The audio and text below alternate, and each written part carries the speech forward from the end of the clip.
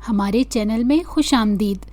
तो चलिए शुरू करते हैं आज की कहानी। मीर हैदर उसे उसका रूम दिखाने लेकर जा रहा था।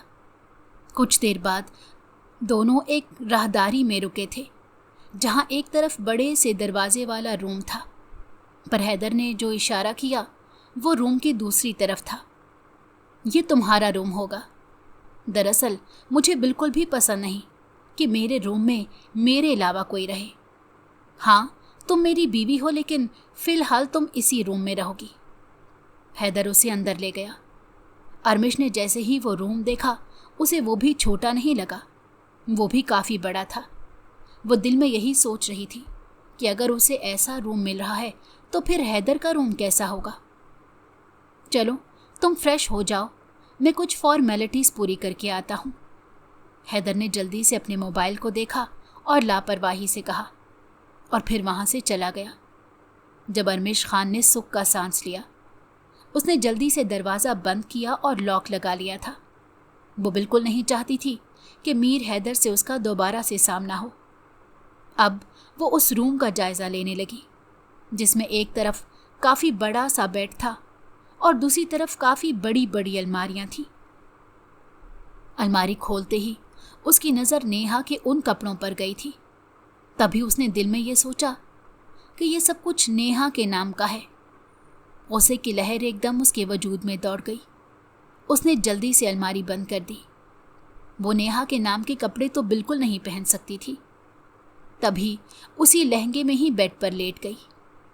वो बहुत ज़्यादा पुरसकून थी कि उसने दरवाज़ा लॉक कर दिया हुआ है, ये सोचे बगैर कि ये घर मीर हैदर का है, वो जो चाहे कर सकता है। अचानक ही आधी रात को उसे ऐसा महसूस हुआ कि कोई उस कमरे में आया है। उसने झट से अपनी आंखें खोली और सामने का मंजर देखकर उसके होश उड़ गए। सामने वो लड़खड़ाते हुए उसके करीब आ रहा था। मुझे आखिर चांस मिल ही गया, ये कहते साथ ही वो झूलने लगा था। अरमिश उसे नशे में झूलते अपने करीब आते देखते ही घबरा गई थी। वो अरमिश के मजीद करीब आया और सरसरी नज़र डालकर बोला, अरे ये क्या, तुमने अभी तक चेंज नहीं किया? मुझे लगा था कि तुम चेंज करके मेरा इंतज़ार कर रही होगी। अरमिश कपकपाकर बोली, ये आप क्या कह रही हैं? मेरे कमरे में आप क्या कर रहे हैं? प्लीज़ यहाँ से जाएं। उसने फ़ौरन अपने वजूद को ढांप कर बेड की टेक के साथ दुबक कर कहा, क्या मतलब यहाँ क्या कर रहा हूँ? मैंने तुमसे कहा था कि मैं रात को आऊँगा, मेरा इंतज़ार करना। भूल गई हो? कुछ देर पहले हमारा निकाह हुआ है। वो अब उसके वजूद को तपती हुई नज़रों से देखकर बोला। अगले ही पल ये सुनकर अरमिश खान के वजूद में एक सर्द लहर दौड़ गई थी। मुझे लगता है कि आपके दिमाग पर उस शराब का नशा चढ़ गया है, इसीलिए आप ऐसी बातें कर रही हैं। आप होश में आइए प्लीज़। ये आप क्या कर रहे हैं? आपने खुद मुझे रास्ते में कहा था कि हम दोनों एक दूसरे को वक्त देंगे, फिर ये सब क्या है? वो घबराते हुए बोली। उसका चेहरा पसीने से तर हो गया था। उसे बिल्कुल अच्छा नहीं लग रहा था कि मीर हैदर की नज़र उसके वजूद पर ऐसी जमी हुई थी। जब उसकी बात सुनकर मीर हैदर फलक शगाफ कहकहा लगाने लगा। फिर वो बोला, हाँ मैं मानता हूँ, मैंने कहा था, पर अब मैं कैसे भूल जाऊँ कि तुम जैसी खूबसूरत हुस्न की देवी जवान लड़की मेरे निकाह में है और मेरे लिए हलाल है। इसीलिए अब तुम्हें अपने फ़र्ज़ पूरे करने होंगे। चलो जल्दी से इस लहंगे को अपने वजूद से अलग करो। मीर हैदर ने उसे घूर कर बहके हुए अंदाज में काफ़ी बेबाकी से कहा था। नहीं नहीं, मैं ये नहीं कर सकती, प्लीज़ ख़बरदार जो आप मेरे पास आए।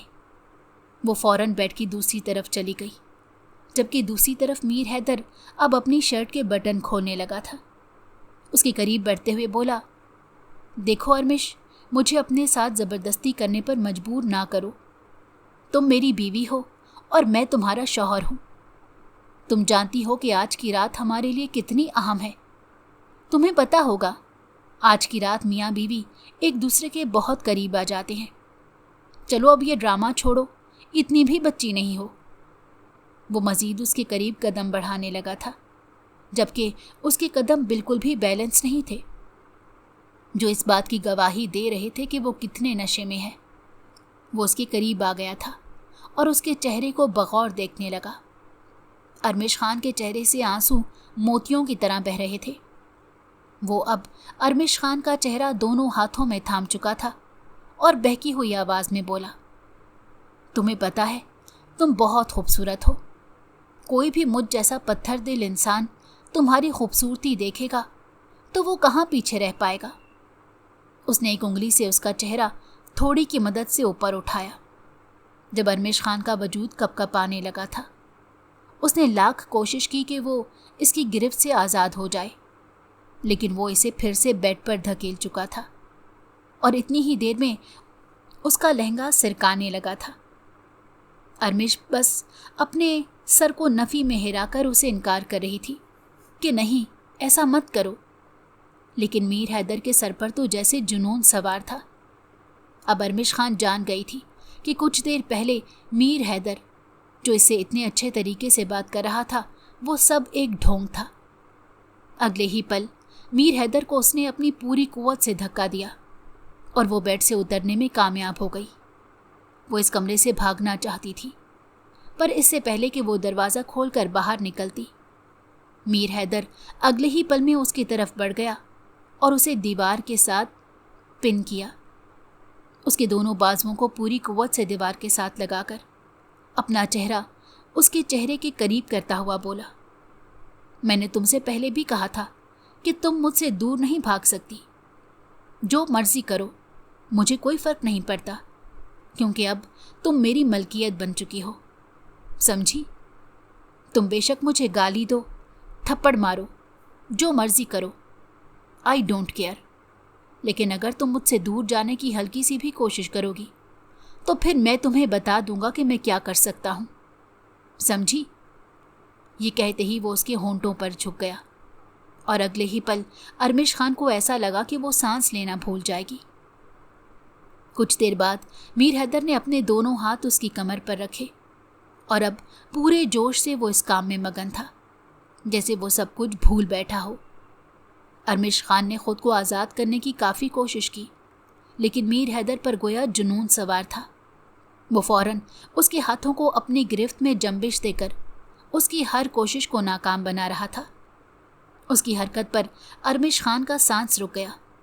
उसे ऐसे लगता जैसे उसका वजूद बेजान हो जाएगा। फिर वही हुआ। अरमिश खान उसकी शिद्दत की ताब ना लाते हुए मीर हैदर की बाहों में झूलने लगी। हैदर फौरन उससे अलग हुआ। वो बेहोश हो गई थी और अब उसकी बाहों में झूल रही थी। मीर हैदर को यकीन नहीं आ रहा था कि ये प्रैंक उसी पर भारी पड़ेगा। आंखें खोलो, मैं तो बस तुम्हें तंग करना चाहता था। उफ, मैं तो मजाक कर रहा था, मैं तो तुम्हें डरा रहा था। वो परेशानी से उसकी गाल थपथपाने लगा। ओ गॉड, ये क्या हो गया? वो फौरन अरमिश खान को अपनी बाहों में उठाकर बेड तक ले आया।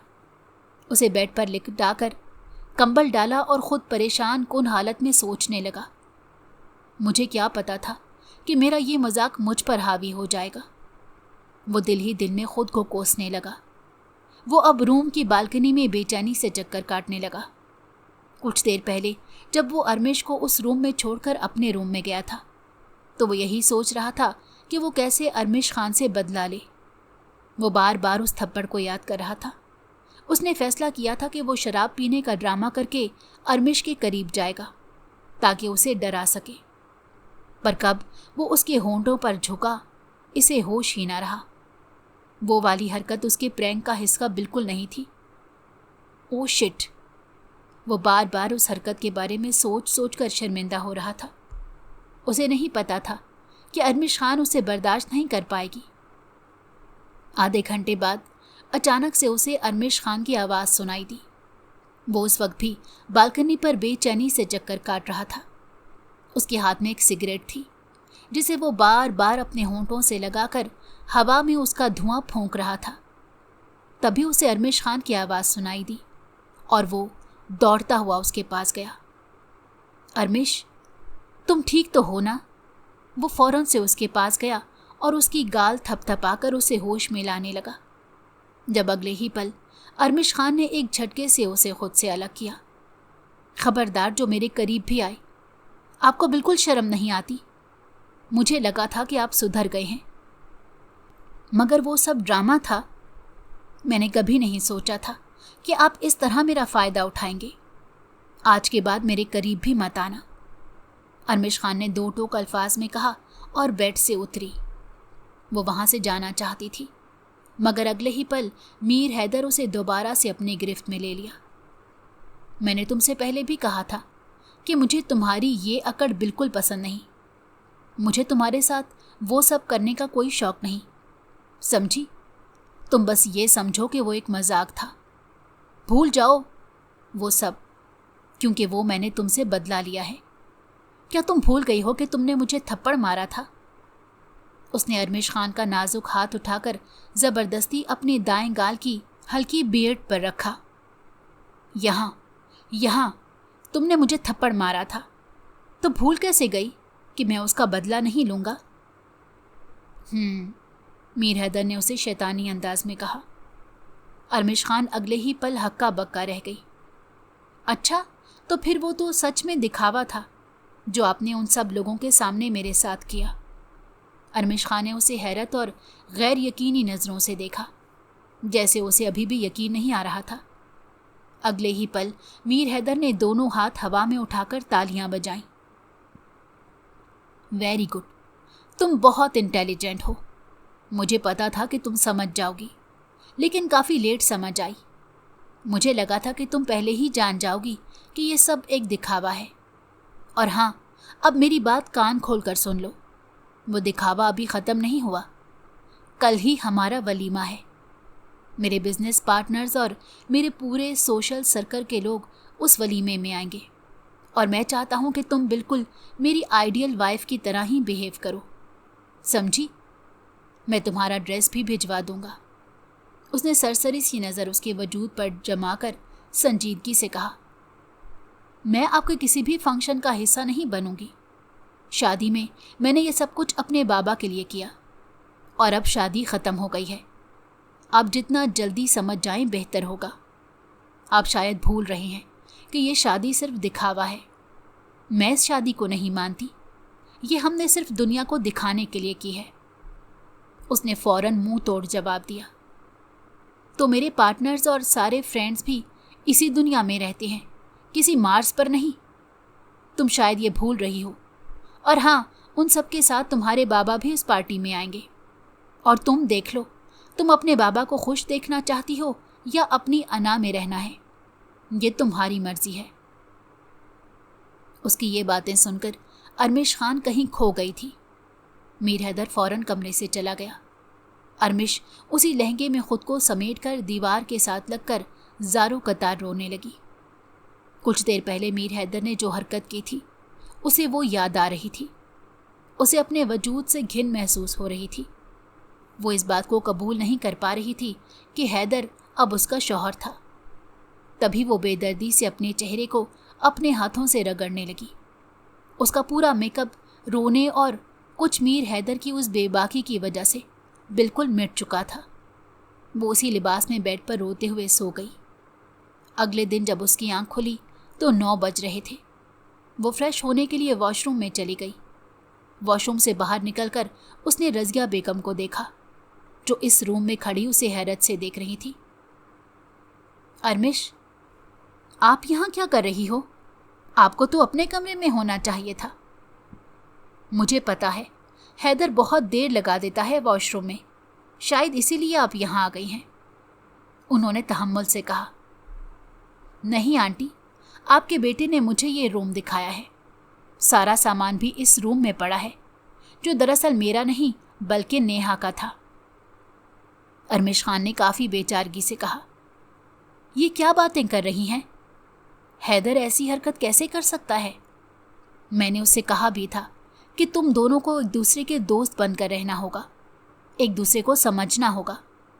मैं उसे अभी समझाती हूँ।